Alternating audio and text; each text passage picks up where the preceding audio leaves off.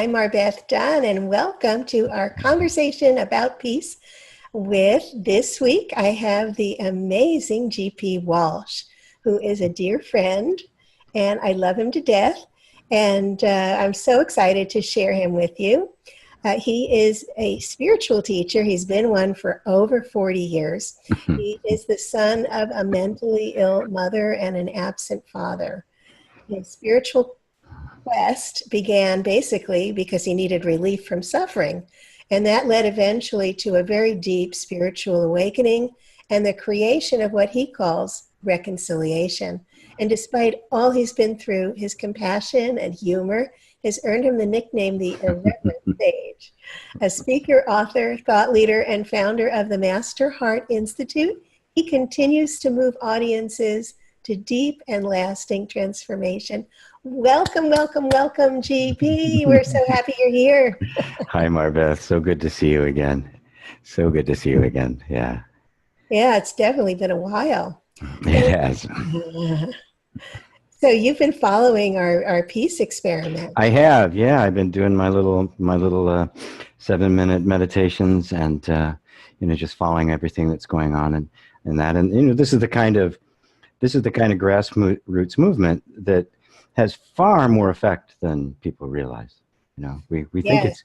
think these little things are insignificant, but the amount of energy that gets put into the overall consciousness, even though it's really not detected in mass media and that sort of stuff, it's having a profound effect. I believe that. Rippling everywhere. Yeah. That's why we're doing it. And That's why we're doing it. I'm so excited. Yeah, we're doing it because nothing works. No, because it does work. It does work. And and so wonderful. We have power, especially when we unite in our spiritual essence. Right. Which is what we're doing in the meditation. Yeah. So share with me a little bit about your feelings of peace. Well, peace to me is something that must be discovered inside as a permanent state and then expressed outward in action and thought and deed. And we kind of tend to go one way or the other and not both. We want to make political movements and all of that kind of stuff, which is great. I mean, obviously there's a whole lot we can do to make more intelligent, harmonious relationships between ourselves on that level. But if it is informed by a deep inner sense of peace, then it has a power that's orders of magnitude greater. And so my whole shtick as a spiritual teacher is helping people find that, not create it, but find it. And that's the beauty of it. It's not ever not there. It's always to remember it.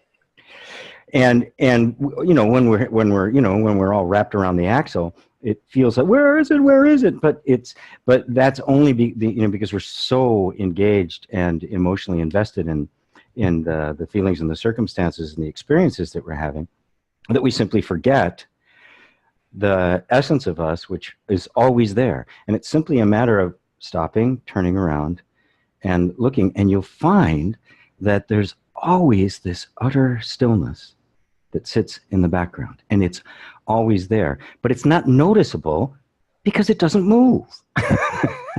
It's very quiet and peaceful. It's not intrusive. It's not bugging you. It's just there. It's natural for us, for human beings, to do that. I mean, if you go the same way to work every day, either walking or driving, after a while, you don't see anything.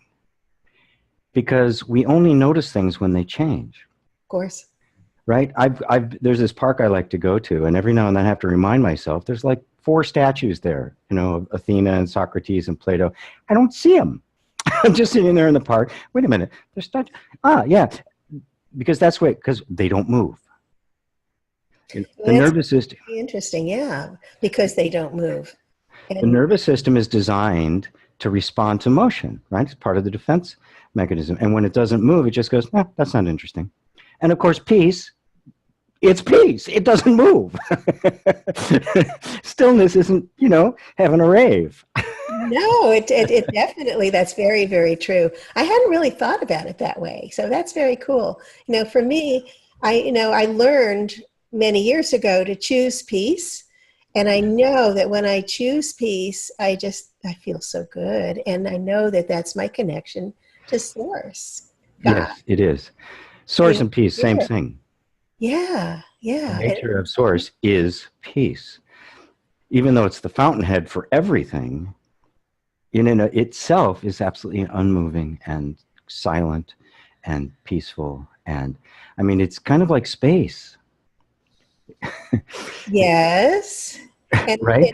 in art, very often we'll focus on the negative space. And it's so interesting to see how that interacts with the positive space. Yeah, a long time ago, I had a girlfriend who was a dancer who turned me on to how they set up the stage for ballet, and I started paying attention to the whole thing and not just the dancers, and it was a completely different experience.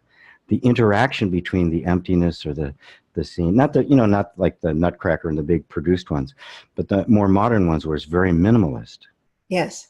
And suddenly it was like, it's like you take a diamond and throw it in a pile of rocks and you might not even notice it. But you take that diamond and you set it on one of those black velvet things that they they use in the jewelry store. And all of a sudden it's like, whoa, every detail, every facet of it comes out. And so that the space in which things appear, all of our experience, is equally, if not more important than the thing itself. And of course, that space is peace. So I don't see peace as just something it's like the backdrop that gives everything its meaning and its shape and its character and its content. It just amplifies everything. It's like this light. I don't see peace as this like empty space. I see it as this like incredible light. Yes. But I have to share with you that this morning I started, instead of looking at people as people, I started to look for the light that they were. And it was such a profound experience because I was focused on this essence of them. So it was a very different experience. It was like moving into that kind of blurry vision and then just focusing on what's behind that body, what's there, and just sending love and peace in that direction. And I just felt myself elevating. It was just, well, yeah, you basically stepped out of the egoic mind, and all the egoic mind is a limited sense of things. of course. And these eyes, they only see through the physical, but there's actually a spiritual sight where we can see things on a much grander scale. Yes, way, way bigger than what the eyes can take in. But when you get there, the eyes now get pulled into this bigger context, and even what you see starts to glow. Yes. It's because now suddenly you're seeing it through the eyes of God. Yes.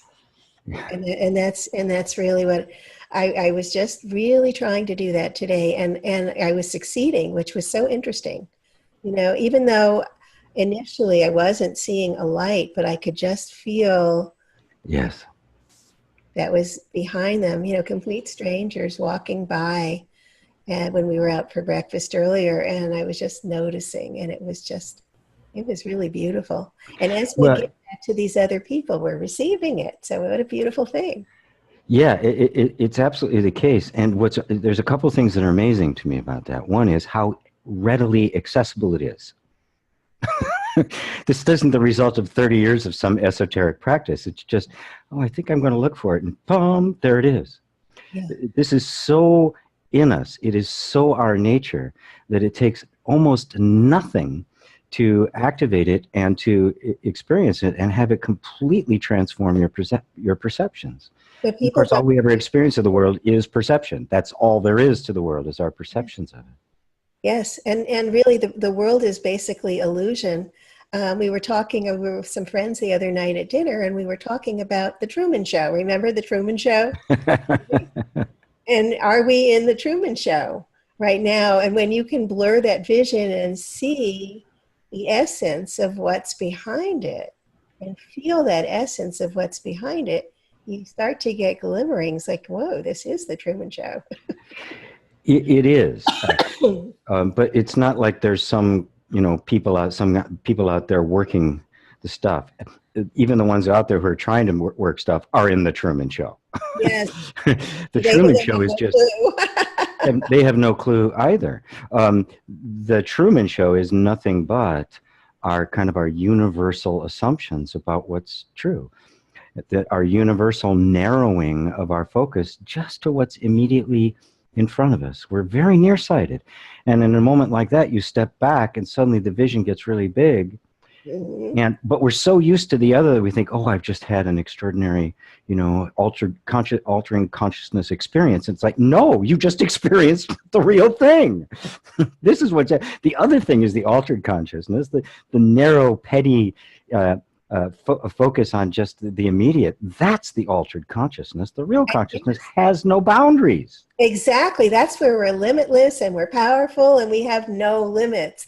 We have no limits of who we are. When we think that we're these bodies and we get caught up in all the drama, that's when we're limited. That's when we're separate. Yep. I love this. It's like, looking for you in the body it is a lot like when we were little kids, when we looked in the back of the radio to see where the singers were. They're not in there. I don't think I ever did that, but I could see that you would have done that. Absolutely. Absolutely. You're looking at the TV, where are the little people? There's nothing there. It's not. Wizard of Oz. Yeah, it's there because we're not in the body. Yeah. And that's very difficult because our whole sense of self has been so identified with the body that the picture of the body and the picture we hold of ourselves in the mind are the same thing, but they're not. No. We try, but you can't actually imagine yourself formless. I mean, the mind can't do that. The mind is nothing but manipulating objects and symbols and stuff. So, and that's great. It's very useful. We're using it right now to talk and make words and stuff like that. But that's the limit. It can't go beyond that into the true nature of who you are because it's formless. You just are. No beginning, no end, no limits, no boundaries. Beautiful. But we also sometimes have resistance to going there. A little bit, right? and so often, everybody's seeing us as, spiritual teachers and thinking that, we have it all down. But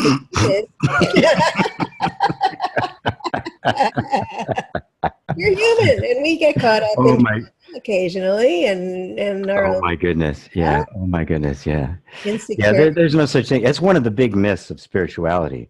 Yeah, that awakening is like, oh, the heavens part. That's it. Nothing ever happens again.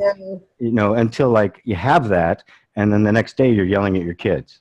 Right. Oh, I didn't get anything. I'm terrible. I got to go to another 50 retreats. It's like, no, no. The awakening is just the beginning. To awaken that you aren't this body, that you are pure conscious, it's just the beginning. Because all of those beliefs and assumptions are still very active in the nervous system. Stuff's still going to get triggered. Right? And it takes a lot of vigilance to remind yourself when you feel a certain way that you gotta say, wait a minute, I choose peace. That is the word, vigilant. Some of our listeners may be familiar with the famous sage Papaji, who was a direct student of Ramana Maharshi and the teacher of Muji, who was my teacher. And he would talk about vigilance all the time, talk about exactly that. And here's a fully enlightened master, right? And somebody asked him, well, Papaji, do you have to be vigilant? And his answer was, till my dying breath. Yeah. Because it sneaks in there, especially when we're the most vulnerable. Absolutely. It is part of the functioning of the nervous system. And awakening is coming to see it as the functioning of the nervous system and not myself. Mm-hmm. When that happens, an enormous amount of compassion arises for it. It doesn't become this thing, I gotta get rid of my ego. I've seen people like that, and you just want, dude. Well, you can retrain your ego. You're retraining everything. Yeah, yeah. So it becomes an instrument in service of who you actually are, when for decades it's been in service of who you're not. Exactly. But then that ego also creates resistance because it wants to stay. It wants to be with you. It doesn't, it thinks, wow, you need me. You need me. What are you doing going somewhere else? What are you doing trying to step into bigger? Get back here. It's not safe over there. It's not safe. That's always the number one argument. Oh, bad things are going to happen. Come on back here. Come on back here. But that's all it is. All it is a personification of the defensive mechanism of the nervous system that has just figured out, if I'm here, everything's good. I can't leave here. And so it does anything it can to keep that kind of transformation from taking place. But it's not like there's a thing there, and you go hiding in the bushes, taking shots. It's just I call it the robot. Yeah, it is. It's definitely a robot, but that's what keeps us in unproductive relationships.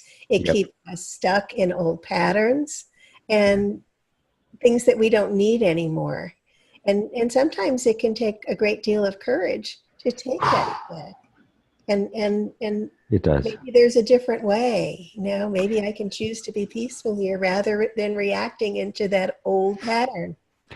Or at least I can say I can at least be present enough to want to choose peace, even if I can't, right? To just stay conscious that my system is exploding right now. It wants to take me into the story. I don't know where else to go, but I can't go into the story. Mm-hmm. And that's just this beautiful place of allowing, where you just let the feelings run through you. And watch them. And watch them. And just be so present. Because if you're just present and your awareness is there and your consciousness is there, but you don't get hooked into the story, which will take you back into the past or the future. Or the future. Never here. Never now. Never now. Absolutely. But of course that feeds it. And that's what feeds it. Yeah. Right? But just being present and watching it without trying, even the resistance that's coming up, not resisting resistance. Right. Allowing it allows it to dissipate. When we try to push it away, we're creating more resistance and giving it greater power. Hello. It takes two to have a fight. Yeah, absolutely. If I don't fight, it doesn't matter what this does. There's no conflict. That's absolutely true. And conflict is the cause of suffering. It is fighting with what is rather than simply allowing what is. And of course, the mind's going to say, well, you can't allow this. This is terrible. Yes, you can. Yes, you can. Yeah. Yes, we can. Yes, you can. Wow. It can take a little time. And I don't know anybody who can't do it, who's done it without a teacher. Ramana Maharshi, there's like there's one or two people in history. They've had teachers. Yeah. Yeah. We don't know what happened before, before he was a 16-year-old boy and all of that kind of stuff. But, we don't know everything people went through, multiple lives and that sort of stuff. But even leaving that out of it, this was it. There's just a tiny number of people who've had some kind of a spontaneous awakening to this throughout all history. That's very, very true. Yeah. Because we're caught in these patterns, and This is what we know. This is what we see. We feel it in our physical senses. We experience it in these physical senses, and we believe that means it's true. But our perceptions are not necessarily true. No, and of course, everybody around you is telling you it's true. The media is telling you it's true because everybody's stuck in the same illusion. Exactly. The Truman Show. It's the Truman Show, right? No, I like that better than the Matrix. It was less violent. That's true. That's true. I love the Matrix too. That was great. That was the same theme. I mean, how do you tell? Well, the way you tell is to simply continue to get in touch with that which is aware of it. The moment you realize that this is happening and you're looking at it, there's a space that opens up. Yes. It might not be very big. It might be a tiny little space, but it's like, well, there's me, and then there's this stuff happening. And when you open up with just a little willingness, you're allowing a divinity in, and yes, miracles start to happen. Yeah, God is just hanging out, waiting for the door to crack. Exactly. Free will, and so God and our angels, they're not going to come in as long as we don't want them. No, it's not an episode of Cops. They're not going to kick down the door. They're going to just sit patiently and wait. Yeah. They don't even knock. They just wait. Yeah. Eventually. And then you start knocking. Please come in. And then they just wait, and eventually the door cracks. Where's the famous? There's a famous poem from Rumi, who said, "I'm standing at a door knocking. It opens. I've been knocking from the inside." That's beautiful. I love it. Wow. This has been wonderful. You know, I wanted everybody to get a taste of who you are and thank you. what you're doing. And do you have anything that you'd like to share before we end our little conversation? You know, the thing that I discovered, the thing that was most meaningful to me that I discovered, that really set my feet on the path that they're on, was that what I call original innocence. You're not broken. That when you actually see how everything works, how the nervous system works, how spirituality works, how God speaks to us, how this whole thing works, you realize that it's never been your problem. It's never been anything wrong with you, except mistaking that which isn't you for you. And that who you are, the real you, has never become corrupted. It is still the same innocent, pristine, pure, beautiful, childlike being that it has always been. And yes, you're surrounded by all these patterns and things, but none of them are really you. And to see that is to be able to turn inward and take the walk back to that original innocence that is totally free, totally knows who it is, and is naturally at peace. Pure as the driven snow. Pure. Yeah. Absolutely. That's who we are. You know, we think, we carry guilt because of things that we think we did. That part of us has never done anything. It's never done anything. Is pure and united with our source, with God and Spirit. Yes. That's who we are. Oh, this has been delicious. Thanks, MarBeth.